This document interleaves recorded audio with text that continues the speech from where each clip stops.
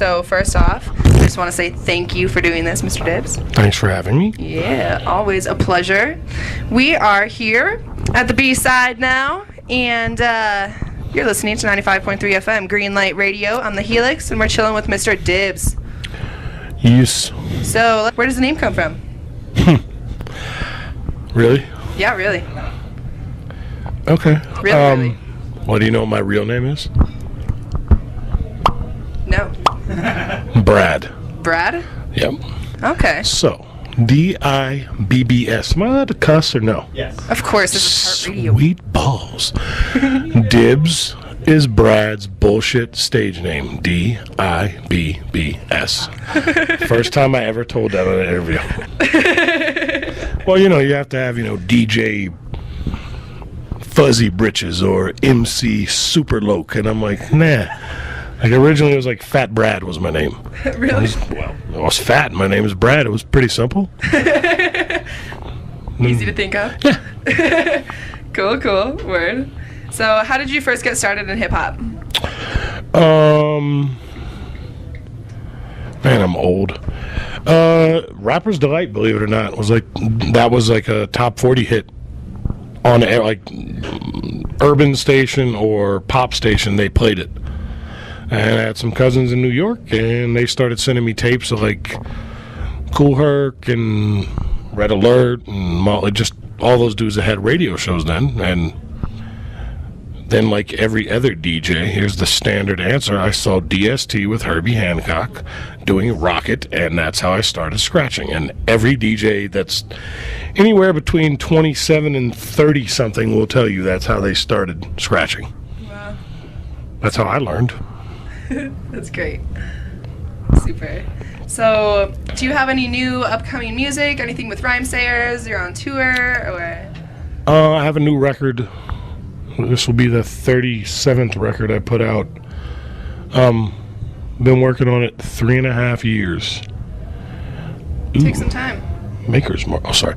And it's. I don't know who's putting it out yet. I'm still debating who I'm going to let put it out. How's that? And it kind of has everybody that you could think of on there. Nice.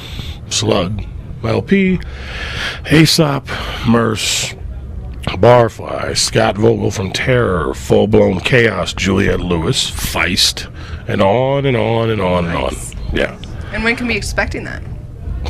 Well, if I turned it in tomorrow, 3 months after that. So Yeah. probably about 3 or 4 months it'll see the light of day. Wow. Well, keep an eye out for that, Boulder.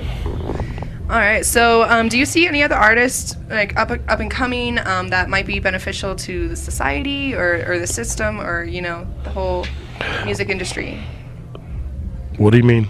Well, that have people that might have something to say that's actually supporting the cause or What's the cause? survival. I actually don't really listen to that much rap. You know why? Why? Because then that pollutes the way I make my music. Like if I hear your record Right. and your record and his record, then I end up sounding like you. Yeah. So I'll listen to pretty much anything but. Now when we sit in the car and you're like, check this out, then that's the only time I really hear hip-hop. But in general, I'll listen to anything but. And believe it or not, if you're on tour, for instance, Warped Tour with Atmosphere, I didn't hear one hip-hop song the entire time. I've actually not really heard much hip-hop on a hip-hop bus on any tour, because you hear that for 6 hours every night at the venue. You're like, well, I'm going to try this, and this. And that's how guys spin off into, like, why does his music sound like that now? Because you kind of get like, I can't hear the same thing all the time. That wasn't the point of hip-hop anyway. Right. Exactly. So if I had a good answer, like, I would give it to you, but I really don't. Like, I just can't. Way to be real. Well, I'm not lying, at least. I like it. So then, if you don't necessarily like to pollute yourself, you like to be pure, where would you say your influence for your music comes? Hardcore. Hardcore. Yeah. Easy way to explain it. Hardcore and hip-hop, at least in Cincinnati. If you go to a hardcore show and a hip-hop show, you basically have the same kids dressed the same way there. Difference is hardcore kids actually like hip-hop. Hip-hop kids normally think hardcore is like, it's metal. They don't understand. But it's all about the drums. The time signature in hardcore and punk and metal is the same as hip-hop. It's just double time. And if you look at, like, this is a bad example, but I'm going to do it anyway. You look at, like, Little John on his bio, his original bio. The first band he lists as an influence is Circle Jerks. And it goes over everyone's head, but, like, people all over the world just don't listen to one type of music. Very true. And I want aggressive music, and that's what hip-hop was when I was going. It was aggressive. I don't mean gangster or mean. I just mean it was either, even the fun shit was aggressive. Right, it's just in your face. Yeah, and that was fun. Like, we were all just having a good time. Now it turned into, like, can you sell 2 million copies? But that was not the original way I got into it. It was just have fun, and you go to a show. It's like being in a mosh pit at a hardcore show. You get to get every little bit of aggression out and walk out of there like an angel. And everyone gets along. Fuck yeah. See? Nice. Cool. I like it. Hardcore. So, what do you feel are the differences between a studio album and a live show, and which do you prefer? For a DJ, I prefer a live show. Like, but my thing on that was I want to sound. You'll see. I want to sound exactly how I sound on the record on stage. Right. Like, if I can't do it on stage, then I'm bullshitting you the whole time. Right. Like, I shouldn't get up there and sing and sound like shit. I should sound like the dude on my record. Right. Okay, so I make my shows around that. Like, everything I do is on point, no mistakes. And if I have a mistake, you'll know, because I just have that, like, I just got hit in the nuts look. Because I never fuck up. I make it a point to make it perfect as I can. Now, for a rap record, that all depends on the MC. Like, some guys can pull it off live and some guys can't. And that's really touch and go. It just depends on who you're talking about. I'd rather hear the live album, but then again, I'd rather just go to the show and buy the record. And then, you know what? I guess buying the record is awesome. Going to the show, that's something I can keep for myself. Like, I don't have to listen to it again. I was there. I saw that dude play that night. And he pointed at me, you know. Yeah. And believe it or not, dudes do, like, pay attention to who's in the front. Like, they'll, hey. And we remember that afterwards. Like, after the show, if you're like, you pointed at me. Yep. Why? Because you were the only one paying attention.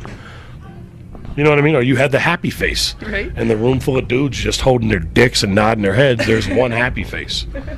You always focus on happy face. Yeah. That's fucking super.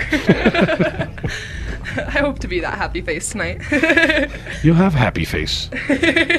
Either way, I'll have happy face on stage. That's my new thing. I'm happy. Nice. That's a good thing to have. It's not too bad. Yeah. It's underrated. It is. So that kind of gets into my next question, because a lot of artists are, having this horrible, like, contradiction between, putting out live albums or studio albums versus doing live shows, because, all of this, like, you can pirate so much music on the internet nowadays, Yeah. and so you aren't making as much money through albums versus touring and doing live shows. So I was just wondering how you feel about music piracy in general.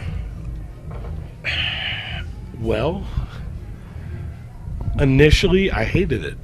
Like when, I would look on whatever website and there's all my shit. I would be really pissed off. Right. But, and I would legitimately be ready to punch someone in the mouth. But when my audience went from like 100 kids, when it was, we're talking 94, 95, to like 500 kids, and they would be like, I downloaded your shit on whatever site. And I'm like, really? And they're like, yeah. And so they came to the show, they bought a shirt, bought a CD, which they could download anyway, but they just wanted the hard copy. I kind of got over it real quick. Like,